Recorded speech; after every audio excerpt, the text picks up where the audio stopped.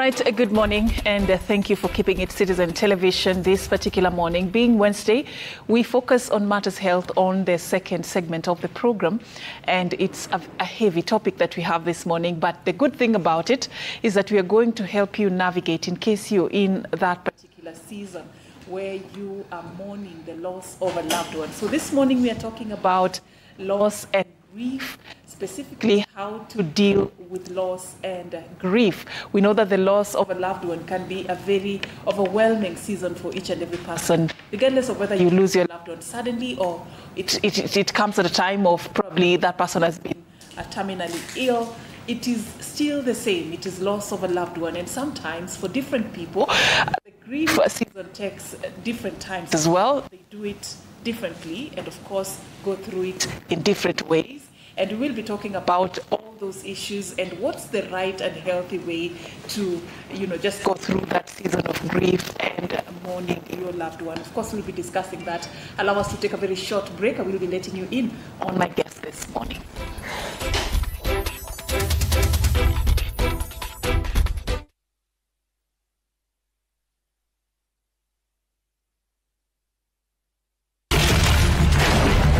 Every day at 8 p.m. Let's go, Amelia! Go call the boss. You won't? You're afraid, aren't you? In the depths of the Mexican mine. You're still shamelessly asking the workers to dig deeper? Shut up, all right? Where power and deceit prevail. Don't touch me. This isn't what you're thinking. I know what you're going to say. I could leave Jennifer and the whole world if you just loved me. How much money do you want to keep your mouth shut? Do you honestly think everyone can be bought off with your money? Could love begin to blossom? Hey, no! Some cheap woman could snatch him away from you. If you're smart enough, you'll come to San Lorenzo and ask for my help. If something happens to him because of wait, me, come here. Please don't blame yourself for this. Minds of Passion. Every day at 8 p.m.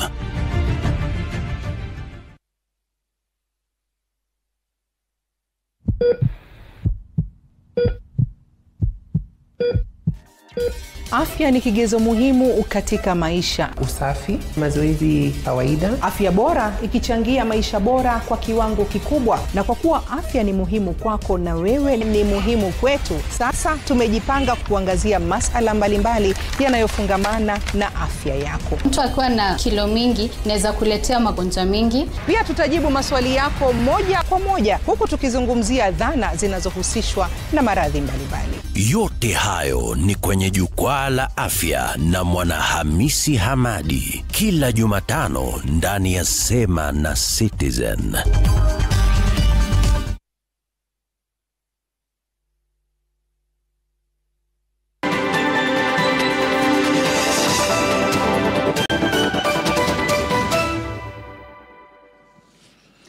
Once again, welcome back, and we really do apologize for that slight technical hitch that we faced earlier. But now we are back, and we are shifting gears into our second segment of the program this morning on health and lifestyle. We want to talk about dealing with loss and grief. We know that the loss of a loved one can be a very overwhelming season for every person, regardless of how strong you are. It doesn't really matter whether you are ready or preparing for it or it just happened suddenly. It usually gets so many people off guard. Some people take time to mourn, others take short time. People deal with it in different ways. They engage in different activities, different styles, and we will be talking about the healthy mechanisms of dealing with loss and grief, especially the loss of a loved one. I know you can lose so many things, but this morning we are talking about the loss of a loved one. And allow me just bring in the guest that I'm having a sit down with this morning. Her name is Jen Waithera Ruben. Jen Ruben is a counseling psychologist and also consults with the Refugee Consortium of Kenya. Thank you so much for creating time, Jen. Yeah, thank you. It's really a pleasure being here once again. Yes, like you have said, issues of loss and grief are things that we cannot actually pay a deaf ear to. Maybe before I proceed, yes, I work at RCK as the program manager for women and girls. And this is a topic that for women and girls, we cannot, assume. So I want to say that it is true that loss and grief are interconnected. There are two concepts that are interconnected since they involve, you know, the taking away of something that you value, and it can be either by death or loss of status or anything like that. While grief is actually now the emotional experience of having lost someone or something. All right. Yes. And that is what we want to talk about, because we've realized, you know, you can't talk about health if you don't talk about the state of mental health. Yes. And like I was sharing earlier on the show here, one of the things that really actually usually interferes with our mental health is loss, is grief. Many people have not been prepared to know how to deal with this, you know, very difficult season of their lives, and we will be delving into how exactly to do it, especially now that so many parents have lost their young, you know, sons and daughters. The numbers this morning was high as 53. Protesters have been shot. This is sudden. There are others who've lost their loved ones over time, people who are terminally ill, others were just sick. They showed some improvement, and then at the end of the day, unfortunately, they passed on. It could be whatever loss that you're dealing with out there. So this show is actually for you. Any question you have for my guest this morning, we welcome those. Our hashtag is Citizen Daybreak, and of course at Citizen TV Kenya, at Safin_Ching, and we will be sampling some of those views as we continue. But then again, let's begin from the very basic. When you talk about the season of grief, how do we describe, you know, this season? Like you put it right, we are actually at a time where we are experiencing a lot of losses. And maybe I will start by also defining. I said loss is the taking away of something that you value, of significance, while the grief is actually the emotional part of it. And we always say as psychologists that there is no physical health without mental health. That goes to say that you cannot actually be physically fit if you're also not mentally stable. It is true that our country is going through quite a lot. And I want to say, like, the many forms of grief, I mean loss and grief that we are experiencing at the moment. It could be the loss of a significant person. It could be a husband, a wife, children, our Gen Z out there. It could be loss of status, maybe out of everything else that is happening in this life, there's loss of status. It's hard economic times that people are struggling with. We are also losing, people will probably move from where they were to a comfortable place where they would be. That is also a loss, and for them, it also comes with a chunk of emotions. Now, when you talk about the loss of a loved one, I want to talk about maybe the stages, because there are stages that one goes through when you lose someone or something. And the first of the things that you experience as a human being is anger. You know, before anger, there's shock. You know, you don't believe. Like if you just hear some bad news that someone has died, someone has been shot, you've lost your business, your car has been maybe set up and everything, it's a loss, right? So the first thing that you get into is shock. Someone really gets shocked. They get into denial and they're like, no, it can't be so. I know many are the times that we all hear of bad news and we are saying, no, you cannot be saying that. It cannot be true. That is actually shock. And shock is a mechanism. So that's the first stage. That is the first of the season of grief. Of loss. Okay. When a loss happens, that is actually the first thing that happens. You get into shock. In psychology, we say that that is actually a defense mechanism. It is a way of the body's refusal to accept, because then you have heard of people who were told, so-and-so has died, and they drop and die. So the shock in them just pushes them down. So the second stage after you go through shock and denial is actually anger. You're like, no, it shouldn't have happened. Why did it even happen? Sometimes people get angry with themselves. Sometimes people will get angry with the situation. Sometimes people will get angry with whatever factor that has led to whatever is happening. And when anger manifests, there are many things that even as you go to support those who have also lost, it will be very, very important for you to actually mark your words. What are you telling this person? Of course, I have nothing against God. I'm also a Christian. But I don't really like it when people go to a home where someone has lost someone and they say, God knew this. You know, it's God's plan. Yeah, it is God's plan.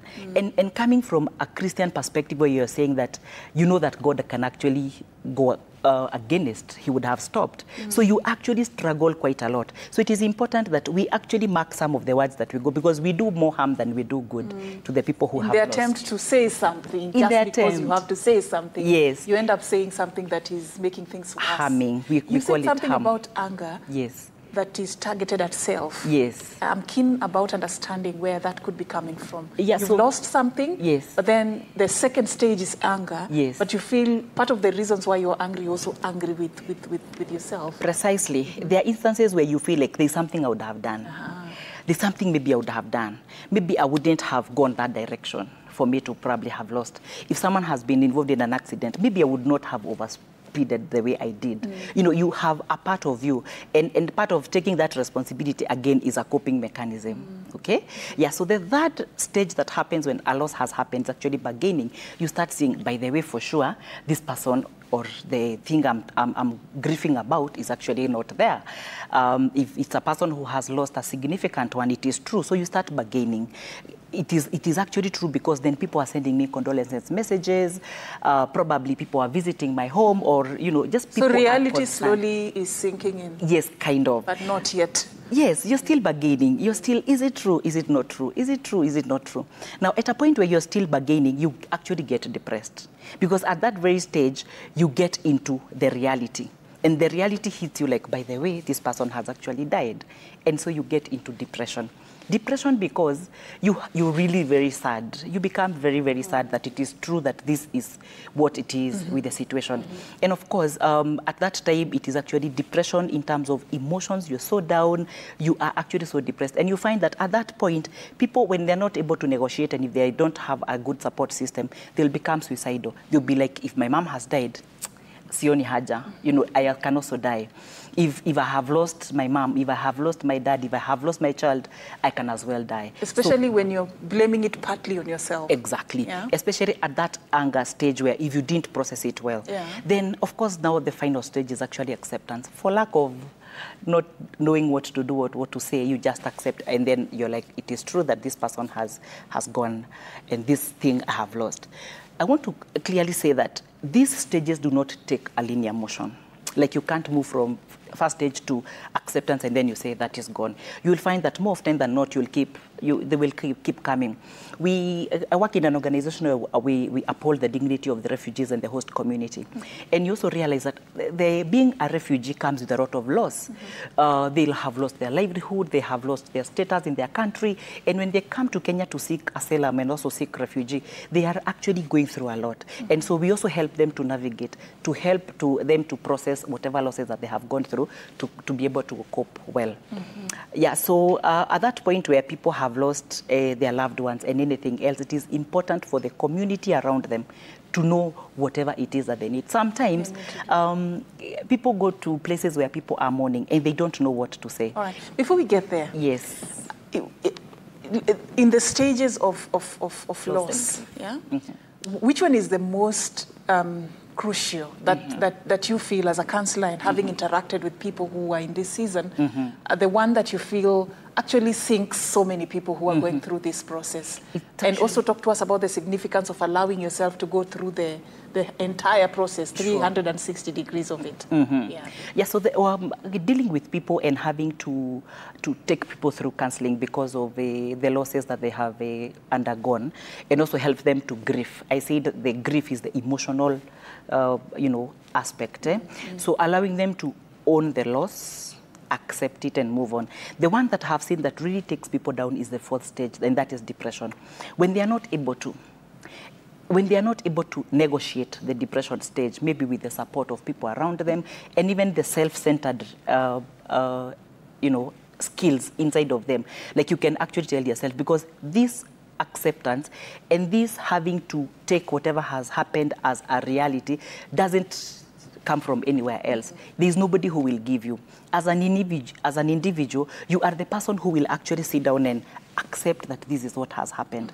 Well, you have accepted that is the first step to the journey of recovery. Yes. Talk to us about the variance in terms of, something I mentioned when we were starting the program, the loss that comes suddenly, yeah? You left your son or daughter at home, the next thing you know, they were shot dead somewhere. Yes. Or another case whereby maybe you have a family member or a loved one who has been sick for a very long time, and probably it gets to a point where even doctors are beginning to sort of like prepare the family for the worst. Sure. Is there any variance, or loss is loss? Well, I want to start by saying that a loss is a loss, Yeah. but then there's that variance. When you talk about maybe a sudden death, something sudden, for example, even the ones who die by just a heart attack, you're talking with someone, they just drop dead and they go. That has a more impact on the lives of the ones who have been left. And it becomes sometimes very, very difficult for them to actually even accept that this person has died. Why? Because they were not prepared. And I want to say, quote unquote, they were not prepared, as opposed to someone who has actually been terminally ill at the hospital. And the support system, again, is very, very important. When you have a sick person in the hospital, of course, there are many people who will stand by you.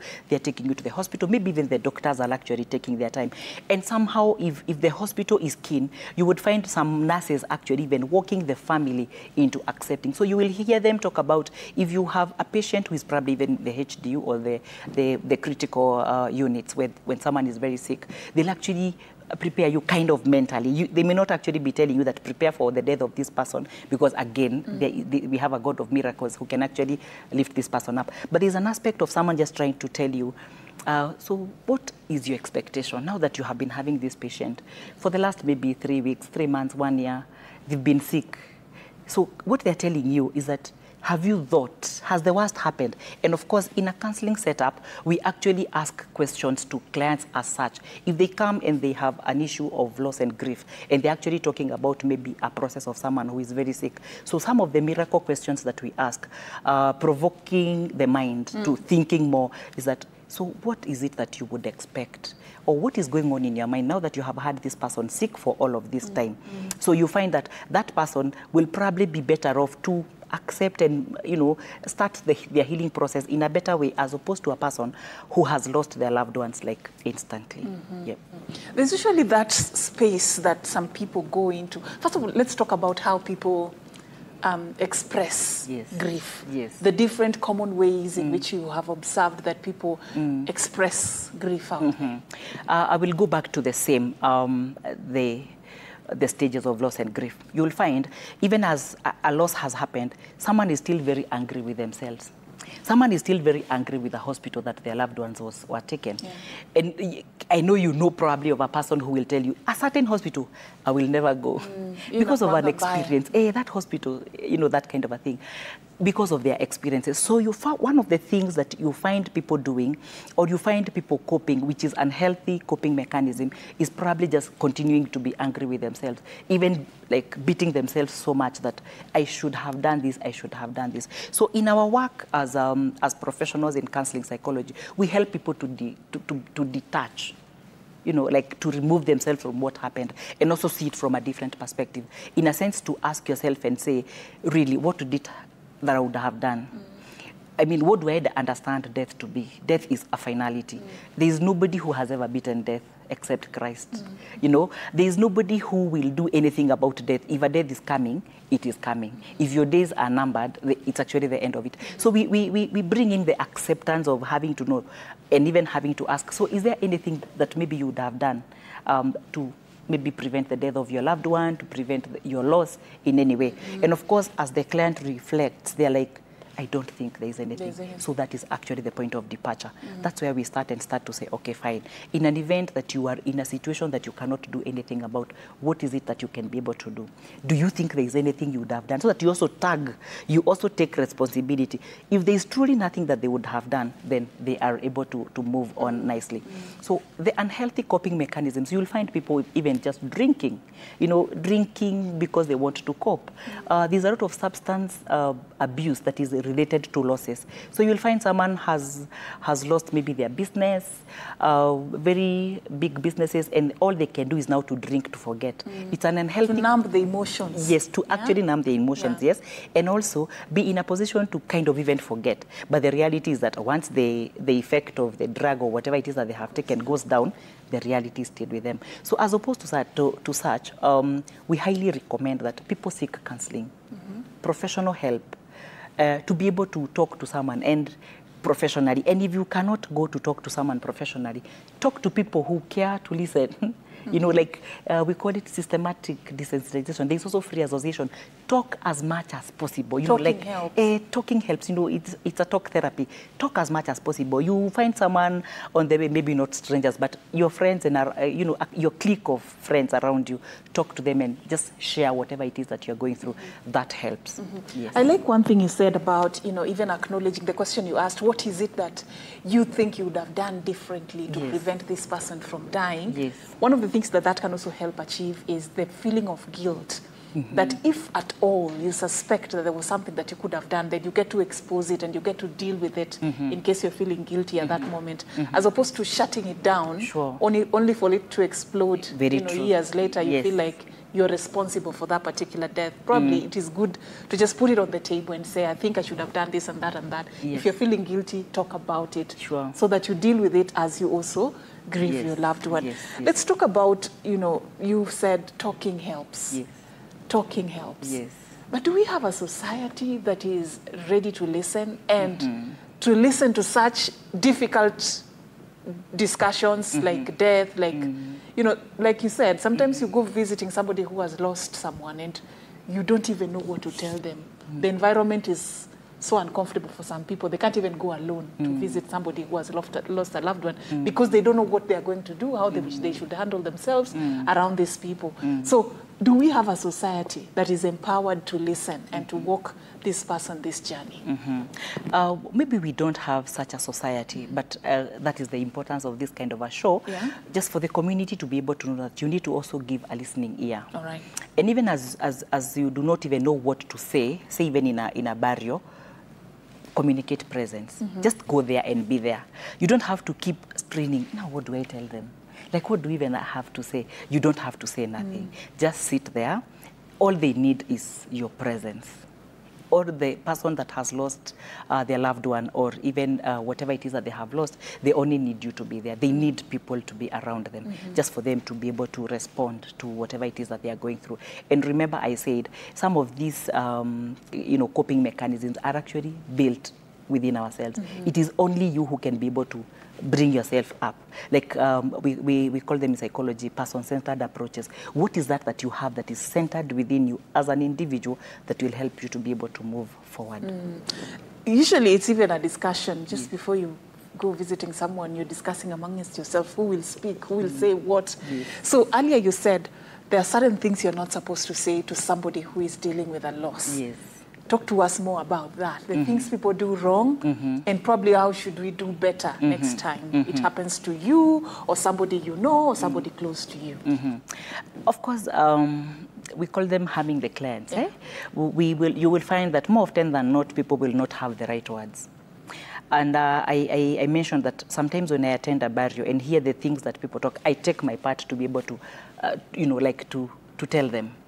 And especially when you do not have anything to say, or you don't even know, like you're saying, who is going to speak? We are trying to panga ourselves when we're going for a... And then someone is like, apana. It's a very difficult assignment. It is a very difficult assignment. I want to say that it's a very sensitive topic. Since, remember, this person who has lost a loved one, who is grieving, is actually struggling with all the stages that I mentioned, the 5 of them. So now you can imagine, you can add to their anger, you can add to their shock, you know, you can also add to those self-defeating tendencies that they're having within themselves, that maybe there's something they would have done they did not do. Maybe there's an intervention that they would have actually done and they did not do. So when you go to a place where someone has died, or someone has lost whatever it is that they have lost, it is important to just communicate presence. If you have to say something, do not say something that you will not want to hear. Because some people say that I don't like being told, I am sorry about your loss.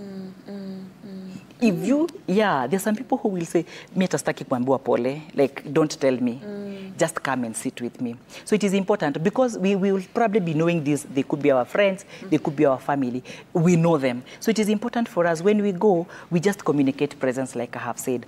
Let's be there.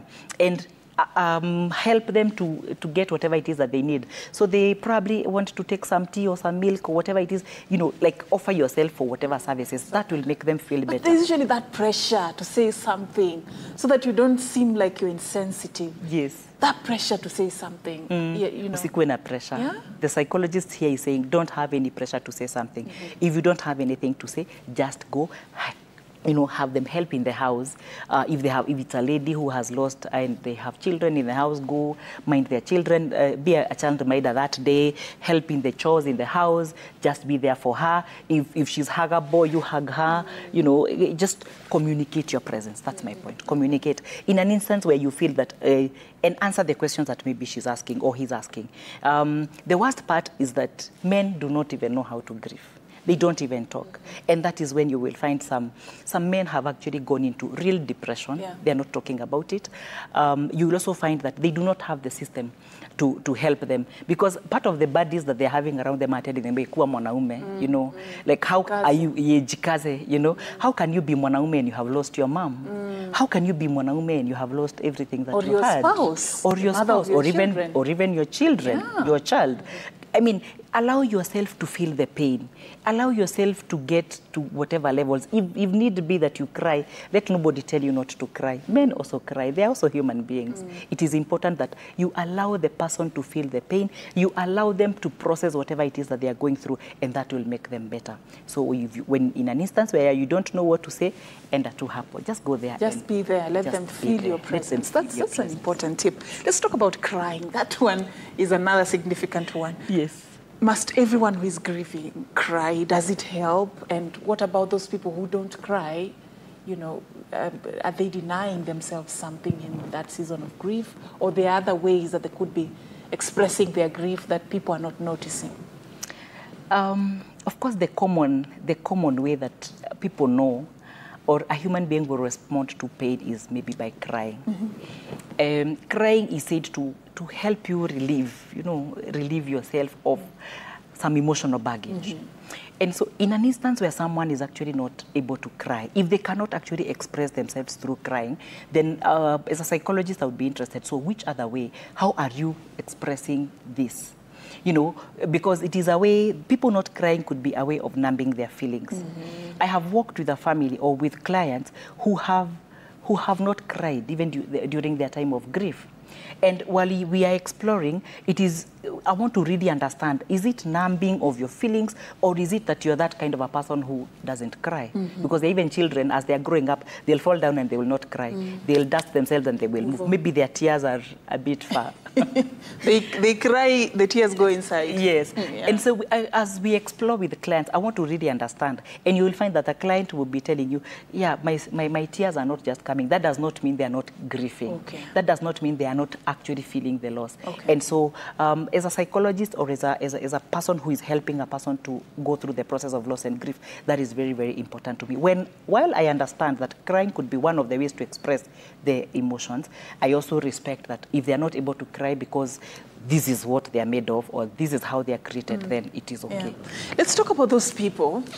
And it's not very rare. It happens quite often that there are people who are so afraid of should I say breakdown or emotional breakdown, such that whenever they get news of a loss or something major, a crisis that has happened, they immediately swing into action. And you would see them like in their best, very strong, handling everything, too busy. Even people want to come and console with you and stay with you, but you're all over the place, you're too busy. Is that being strong really, or it could be a mechanism of just blocking themselves from the pain that is there? Two things.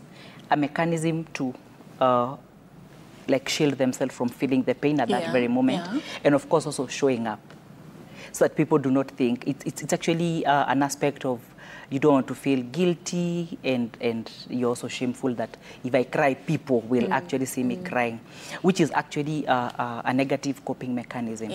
I want to share my story. I lost my mom And being the firstborn in my family, I wasn't able to actually take time to cry about it. And so I would be the one knowing how about the hospital bill, how about the coffin, how about everything. Within that 1 week that we were preparing for her burial, it never hit me that really my mom had died. So you had no choice. I had no choice. Yes, I had really, I had to be in control and in charge of everything. Until after the burial. You see now, when people are actually there and supporting you, you hardly feel the gap. Until when now, after the burial, people will start taking their chairs, they'll unpitch the tent, and now you are left. Reality starts dawning that very moment. And it's when it hits you, you're like, oh, by the way, we are now alone. And at that very point, that is actually when you need the support. So we usually say, take advantage of when people are there. So if you need to cry, cry, because again, we are saying it is a way of removing the emotions that are building up on you. So help, with the help of the people who are coming to condole with you during that time as a family, it is important for you to ensure that you take that part, because then it might lead you to a complicated grief. 6 years later, I hadn't realized that I was actually still mourning my mom. 6 years? Yes, I would actually go to a burial. I'm taking a friend to a burial that I don't even know who has died. But I find myself crying until people will be like, by the way, this one and Jane, how are they related? You find like, hey, she's crying as if yes, she's so close to this person. Yeah? Of course, you're just still dealing with the loss of your mom. And how? And as you continue, yes. Yeah, I want us to just make it clear. Let's talk about, grieving. If you're the pillar or the go-to person, or the person who is usually considered the strong one in the family. Yes. As you share your story and how you coped, yes, also just give us more tips, yes, on how a person who is considered the pillar, the go-to, this person is usually the strong one, how do they also allow themselves space to grieve? Yes, when you are the pillar or the go-to person, allow yourself by just taking that advantage. I mean, you have lost, regardless of whether... Regardless of whether you are the pillar in that house, you have lost. So allow yourself to, to grieve. If there are roles and tasks that you can be able to give out to someone to do for you, do them, delegate. So that you also allow yourself to also take that time to grieve. Because then after the people have left, you can get into something called complicated grief. Like you'll be going to a burial and you'll be crying. And after those 6 years of not knowing what is happening to me, I sought professional help. And then it was this counselor of mine who actually told me that you have been burying your mom every other time. And I know it's not just me. Kenyans are also struggling with the same. You lost someone many years ago. You have been crying and grieving. You don't know what has been happening. And especially a burial will trigger it again. Now, when that happens, it should actually tell you it's time to go and seek professional help. You need professional help. It is very, very important. So complicated grief is the one that you'll keep on crying and people will become suicidal and they'll actually even die by suicide. And it is important there is help. Seek professional help. Go for counseling. All right. Yeah. Is there like a particular time to start and when to stop grieving? Yeah? There is no particular... We cannot say it is 5 years, it is 10 years. All right. Because it will depend with, one, the relationship of the person that you are with, and also how you have been able to navigate it. With a loss, it doesn't, you don't really heal out of it. But you will be remembering, but you don't get the negative effects. Loss is actually likened to a wound or a scar. That after it has healed, you only have the scar, and all you have to is to remember, oh, there's one time that I was cut. And that should actually be the same way. While loss and grief has actually been processed in a nice way, it will leave you with a mark that I lost my significant other, and you are moving on. You have coped, you have healed over time. But that does not mean you do not keep remembering the good times that they had or the things that you have done together. Whatever it is that you want to remember about that person, it is important. Remember the good things, by the way. Because again, if you remember the bad things, then it will be like you never had an opportunity maybe to even say sorry. If you ever wronged someone, you never had an opportunity to even sit with them and eat with them or drink with them, just have some good time. But you remember the good times that you have had with them. That will actually help you to cope in a better way. Yes. All right. You said something there I'll probe you on shortly, just exposing yourself to the realities, the memories, the good times, the bad times that you shared with this person. That's also usually something people are afraid of doing. Yes. But before that, this thing, accept and move on. We just say it casually. But what does it really mean in the context of losing somebody? Moving on, what does it look like, and how do you get to know that you have actually really gone through the entire process and you're actually really healthily moving on? Yeah, that is one of the insensitive things that I talked about when we were starting the show, that people say accept and move on. But acceptance means that you really have to be okay with what has happened. But are you really okay that you have lost someone? It is not possible. And so I said it's actually, that's why we are calling it a process. It's not an event. If loss and grief was an event, we would all have moving on very fast. You will find that this process is actually pegged on the client. For example, I have had that accept and move on, especially if someone has lost a spouse. So they expect you, now that your husband has gone or your wife has gone, the next thing we want to see is another wedding, not knowing that this You're person, very young. Move on. Yes, you have children, or those kind of insensitive, I'm calling them insensitive remarks that people are making, right, left and center. And it is very, very important for the person to be okay, to have healed, to be okay with the loss, and now make a decision, I want to move on. And until that person has made that choice, we'll be rushing them into doing it. Because again, someone will want again to move on because someone is telling them to move on. There's a lot of pressure from either your parents, your friends, and everyone else telling you to accept and move on, while you have actually not even healed, while you have actually not even processed your loss. So it is pegged on the client, on the person, to be able to ensure that they have actually been able to process whatever it is that they have lost. Now they can comfortably say, I think I can move on. Yes. So dealing with it to the extent that you can actually confront it and you're still okay, you rise above it, then you will know that you're strong enough and you can move on. Yes. Not avoiding it, dealing with it, having gone through the process. Yes, when you avoid, you probably might get into a lot of trouble. Because there's a likelihood to even compare. Like, for example, you don't even know if they're telling you move on. Move on, you will interpret it like, so I need to get married again, or I need to marry, or I need to probably do something to replace whatever has happened. So you will find that people will get into relationships that they're not even prepared to get into. And they will now start comparing. No, this is not like the one I knew.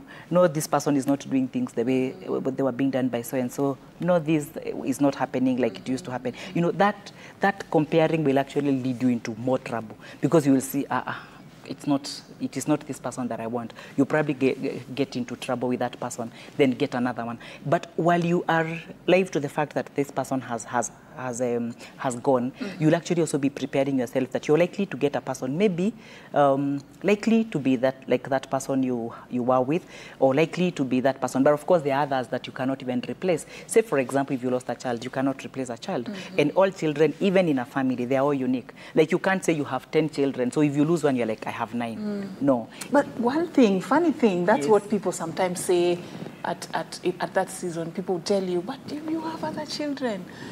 Just allow this one, like, it's sort of like, this is not a big deal. You have other children. Or if you've lost, maybe you were pregnant, they'll tell you, you'll still have another baby. This is no big deal. Those are the things, the insensitive things that you were talking about. Yes. Let's talk about facing the reality. We've seen or heard of cases whereby maybe a mother or a parents lost their child and they're even afraid to go to that room. The clothes are still intact 1 year later or 2 years later. Or somebody lost their spouse. They're afraid to even to go to the wardrobe where their clothes were hung. They are afraid to face the reality. They don't want their pictures anywhere, the videos anywhere. Is that healthy? Yes and no, because one of the things that will help you to be able to cope with that kind of a loss is to confront. like getting the bull by its horn. Yeah. That this is actually, and that is usually the last stage in the loss and grief stages. The acceptance. While you have accepted that this person has gone, you are actually able to know, now I can't probably live with these clothes like forever. The time that you will have them in the house or within your vicinity truly depends on you as the individual. I have seen families where I support wanting to remove their portraits, wanting to remove everything as soon as the burial is done, and there are other families that are actually saying, no, this person lived here and they will stay here. So up until when? You will find portraits for 1976, someone died and they are there. Someone who died a few months ago, their portraits are nowhere to be seen. So it depends with how this person wants, the person, not any influence from outside, how the person wants to deal with the properties of the gone, or the person who has died, is actually their decision. And with the support, of course, of counseling, it is important for them to be able to actually get there with awareness, so that if they are removing, they remove with their awareness. They are prepared, it's okay, let's remove. If they do not want to, they are not removing them because they do not want to. So it is actually them. And there's also an aspect of grieving that actually children are left out. Children are left out in terms of when a loss has happened in a family. You may find that nobody is actually talking about children. Nobody is actually talking about the death of the loved one in that family. They could probably be their father, it could be their dad, it could be their sibling. But you find everyone else coming into the house and condoning with the mother, with the father, and the child is there and they're wondering, so what is happening? Most of the time, even people hide, like, let the child not find out what's happening. And that has a great impact. That has a great impact in the lives of those children. So what I advise as a professional is, if a loss has happened and you cannot be able to break this bad news to the child, it is important for you to have a counseling psychologist, or at least someone who will actually walk them through the journey, because they have lost. It's actually their dad, it's actually their mom, it's their sibling. So it is important for them to be talked to by someone who knows how to go about it. You know, so they also understand death. Because you will find up through all that time when there's a loss, and the family is mourning, nobody will ever talk to the children. But how significant is it for them to be exposed to that news? Because people usually do it out of what they think is goodwill, that in the interest of the child, to protect them from this negative information and these negative emotions going on, let them not find out what is happening. If they're in boarding school, probably let them stay there. If they are too young, let them not understand what is happening around. People think that that's actually a good thing in the interest of the child. No, it is not a very good thing, because so if a child is left to be in boarding school and their parent or their significant other is being buried, when they come back home, where will you see the dad has gone? Where will you say the mom has gone? Where will you say their sibling has gone? So I would want that this information is released to the children. Age appropriateness is very, very key. So if you find that maybe it's a toddler who is still suckling, and maybe they're just learning to walk, and their cognitive ability cannot actually take that. So I advocate for child age appropriateness information given to the child according to their age, because you might assume. I was once in a place where a family had lost their mom, and the children were not involved until one time the girl stood up and said, as I was taking her through, of course now being a professional, I had to sit her down like a few days when I went there, and she was telling me, I was asking her, so do you know what is happening? And she said, yes, I do. And when I asked the mom and the dad, they said they had not told him. Nobody had actually told the girl that the grandmother has actually died. So she was telling me, I am very, very angry. And I asked her, so why are you angry? She said, I don't even know why my dad cannot tell me that my grandmother has died. I'm just hearing people talking about my grandmother. They're being told, Pole, like she was not my grandmother that told me. Okay. So now I knew that this is now serious. So we had to sit with her. I even brought in the parents to be able to even talk to her and tell her, okay, we thought. But of course, even apologizing, but she was really, really very mad with children her. Know. Yes, they know children and they know. feel. Somehow they feel. They also feel. As early as when a child the mother has died, even during birth, that child will feel, the connection of the mother and the child is not there anymore. Right. So advocating for child and appropriateness of of information. All right. Thank you, Jen, for just running us through the very basics on how to deal with this very difficult season. As we wind up, your final thoughts, just talk to that somebody who is in this very difficult season, yeah? What are some of the things that, they are supposed to consider? Some tips, general tips that you can share with somebody who is going through loss and grief, just to understand, how to navigate. I can only imagine how a loss would feel for everyone else, and especially at this time when actually there are deaths all over. It is important for the person who is grieving to be able to understand and know that it is okay to feel how they are feeling. If you feel you're angry, it is okay. And all I'm doing is to be able to normalize their feelings and to be able to normalize their behavior. While at it, I want to also say that professional help is available for someone who is actually struggling with issues of loss and grief, and they can actually be able to reach out to a professional or even trusted family members to be able to talk to them about whatever it is that they are going through. But do not die alone. Do not keep it to yourself. Talk. Yes. The significance of finding a support system. Also talk to us about that. You've talked about don't do it alone. People tend to detach and stay in solitude, especially when they're in that season of loss and they feel like it's better to deal with this thing alone. What difference will it make? Just somebody finding a support group or a support system. Yeah, support system for a person who has lost a loved one or who is grieving is very, very significant in the sense that it helps you to download. Whenever you want to talk, you can actually talk to someone. So if the support system is not there, then you cannot be able to talk. You cannot be able to talk to someone. So it is important that when you're going through a loss, the family members and the people around you are very, very important. And this is actually a call to the community. If someone has lost someone, let's be there. Let's go.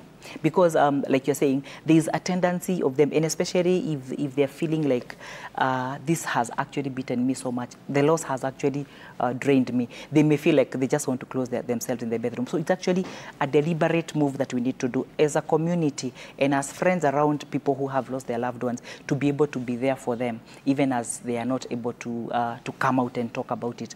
If they cannot talk, allow them to be in their space, but also encourage them to talk as much as possible. And of course, get help for them. Sometimes people who have lost their loved ones do not even know that they need help. They don't even know that they are getting depressed. They don't even know that they're actually getting into complicated grief. But we, the people who can be able to see around them, the friends, the family members, let's be there for them. Let's show up for our friends. Let's show up for the community members, the ones who need us. Let's go, encourage them, stay with them. And whatever it is that we can be able to do, let's do. And this being there for them, yes. Does it apply even post the burial? Yes. Yeah? On the burial day, people say things, they make promises, they say a lot of things. Yes. But wait until that person goes 6 feet under. That is like the end of you seeing some of the people who will be there. So talk to us about that, sustaining that relationship and communication, even post the burial. Does it help somebody who is going through something? It helps quite a lot. Since this is after the person has been buried, now the reality dawns. It is when you're realizing, hey, by the way, nikubaya, sindio? Yeah, so let's also make those efforts of showing up. Just checking on them, checking on those loved ones, checking on those family members, show up in the evening and take a cup of tea, do dinner with them, invite them to your space, just so that they're also able to download a lot of these emotions that they are going through. It helps a lot to have a support system. All right. Yes. I have a lot of questions. Final one, yeah? Yes. Self-care when one is grieving. The significance of self-care. What does self-care look like? Yes. And why is it important? Self-care is very, very important when you are going through stuff. I mentioned that instead of you having to do a lot of that job, tasks and everything, delegate. That is part of taking care of yourself. If you are this one person who needs, there are people who are meticulous. They want to know, has the house been washed? Has breakfast been prepared? This is and the they time. Don't take the breakfast. They don't feel like eating. They don't sleep. Yes. And Yes. So sleep is also very, very important. Like if you can just be able to sleep, oversleep even in the morning, because there are people, I talked about these people who are coming to Godol with you is actually the support system, and you should be able to take advantage of that. So when people are in the house or they are where you are around, take time to reflect on what has happened, you know, take a shower, feel good about yourself, drink a lot of fluids, a lot during that time. Eat a healthy, balanced diet during that time. And the support system that is coming, please ensure that there's someone who is apportioned or assigned to be able to take care of this person. Because you'll find that this is the person who will, this is not the time for her to be coming to the kitchen to look for food. So have someone who is always, maybe a friend who is minding her and also minding their children. Because at this point, people are not even taken care of. So you'll find people have just come, they've had some hymns, and then they leave and go. But this time, they don't even know whether someone has eaten. So let's have someone. If there's no one assigned, community members, please, let's be there for these people. Ensure that you have been there. You have ensured that at least they have taken lunch, they have taken breakfast, they have taken some water. I mean, there's a lot of supplies for them to at that very point. If they need to be taken somewhere, be there. Don't allow this person to drive. Don't allow them to take matatus to go and look, I don't know, for coffins, I don't know, for flowers, I don't know for what. Help them. And also, as a person who is mourning, take a conscious effort, a deliberate effort to be able to take care of yourself. Like sleep, take time to understand that this death was inevitable. I mean, there's nothing that you would have done. Well, at it then, just allow things to flow their way. Yeah. All right, a lot that we can share, of course, but that is the much that time allows us to do this morning. But yeah, if you're going through that difficult season, you know that it's actually your time to prioritize yourself, because how you take care of yourself, how you choose to rise above whatever it is that you're going through, is going to really inform how your journey is going to be like, you know, as you try to grieve, as you try to just accept the loss of a loved one. And of course, in this very difficult season, we say that our thoughts and prayers, you know, just remain with every person who is dealing with whatever kind of loss that you have out there. And that's how we mark the end of our program this particular morning. I have been speaking to Jane Waithera Ruben. She's a counseling psychologist and also consults for Refugee Consortium of Kenya. Asante sana once again. All right, and that's how we wrap it up. Have a lovely day ahead.